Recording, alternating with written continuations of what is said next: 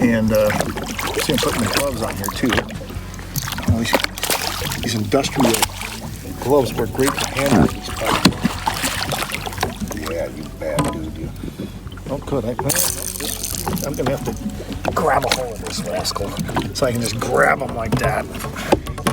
Big old nasty dude. Look at that.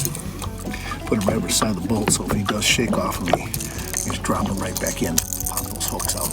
And the other thing I do with these, and we've talked about this a lot, on my TV show and on my YouTube show and everything, is oversizing hooks. Same bait, 3/0 hooks, it becomes a barely floating suspender.